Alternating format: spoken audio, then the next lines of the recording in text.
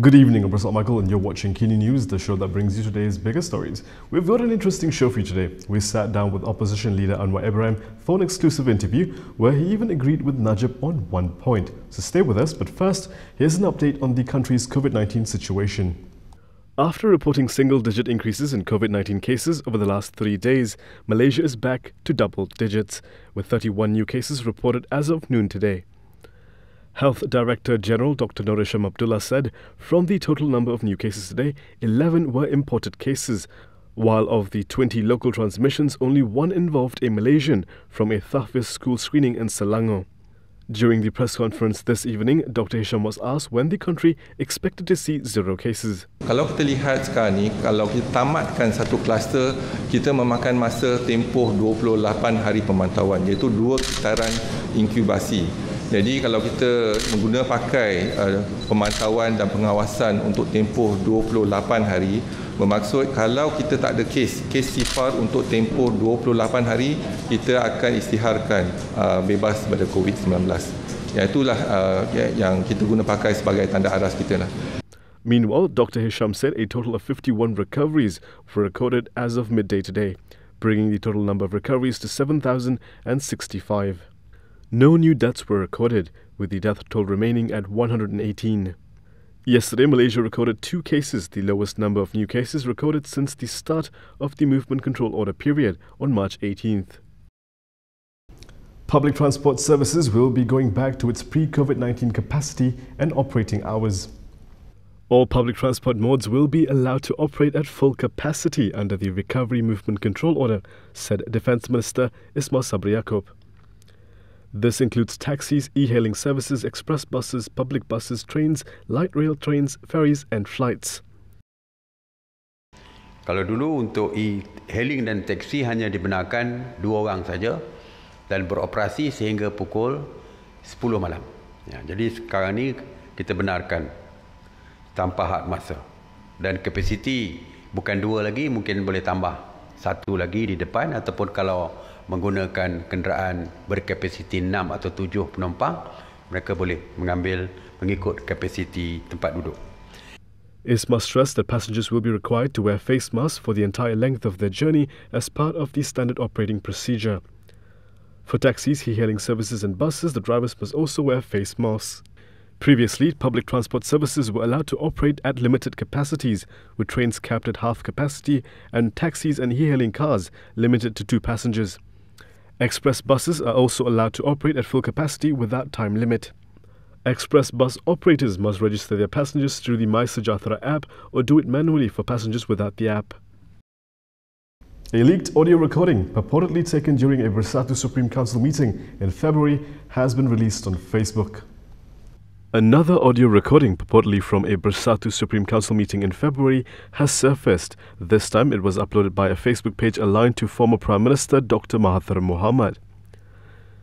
A voice resembling that of Bersatu President Muhyiddin Yassin can be heard telling a group of people that the young di-Pertuan Agong is in favour of retaining Mahathir as Prime Minister, even in the event of a change of government.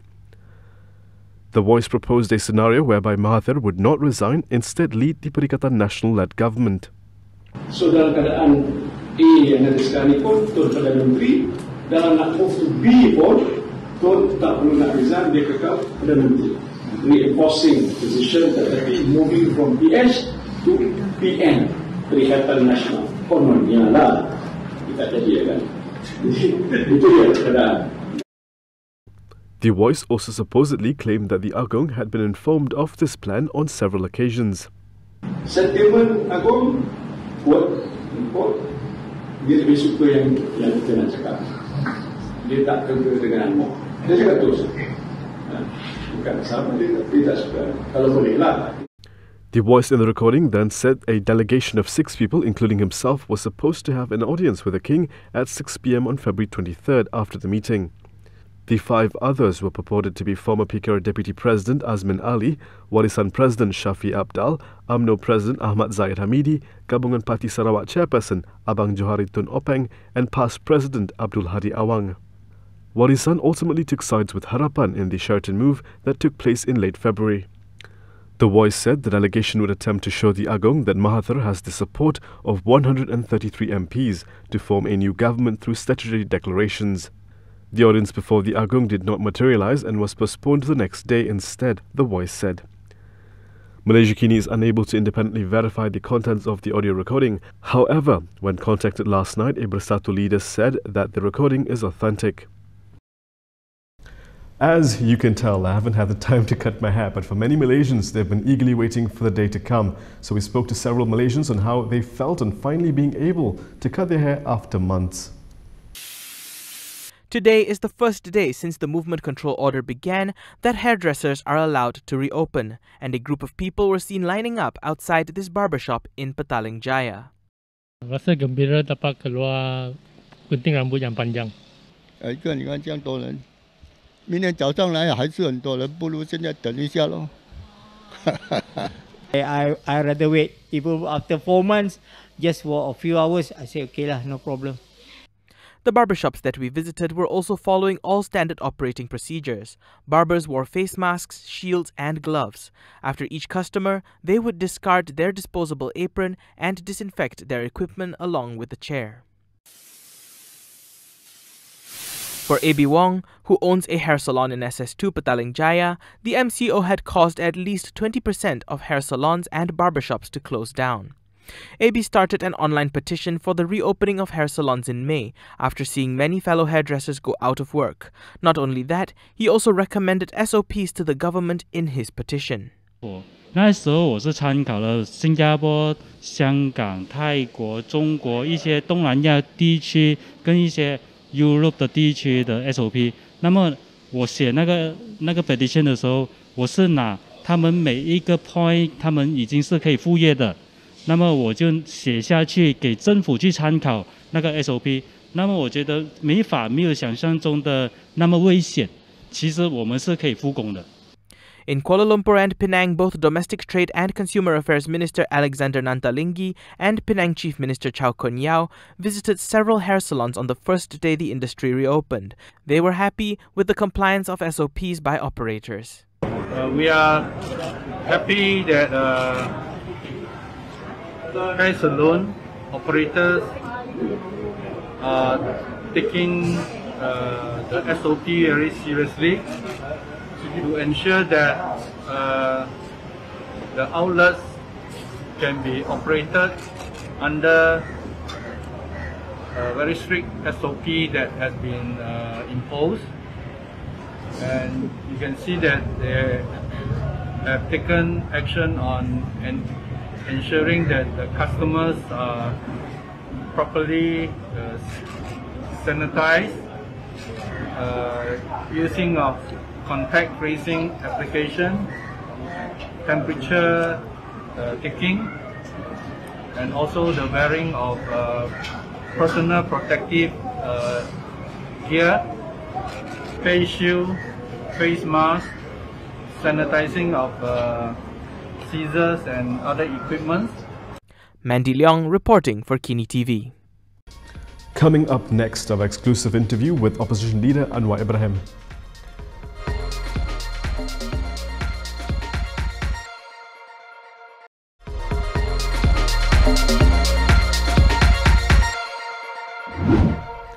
With the numbers game still fluid, certain quarters like former Prime Minister Najib Abdul Razak argued that a change of government with a slim majority would lead to instability, and the young di-Pertuan Agong could instead choose to dissolve parliament in order to hold national polls. In the first part of our special interview, Anwar agreed with Najib. Yeah, discretion is the Agong. See, the constitution bestows to the Agong discretionary powers.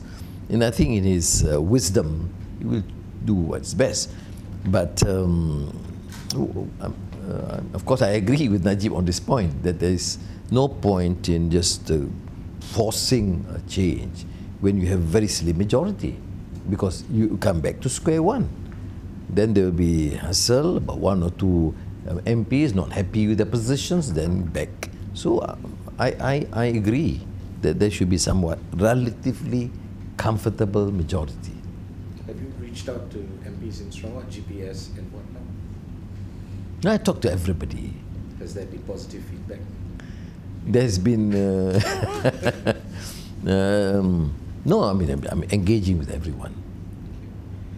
Possible, and not everyone. You know. Dr. Sri, you mentioned that you want to wait until the next election. You want something sooner, and then you're not really telling us how many numbers you have. So, what option does Harapan have right now? All options on the table. If we have the numbers, we go now. If we are, a slim majority, then we should be working and reorganizing our the machinery, strengthen the machinery, election machinery, and prepare for the elections. I'm just thinking that we have lost the Malay base completely. Yes, we did at some time, but we also go on the ground. It's not necessarily. Chini, although we decided not to contest, I was, objectively surprised that the extent of the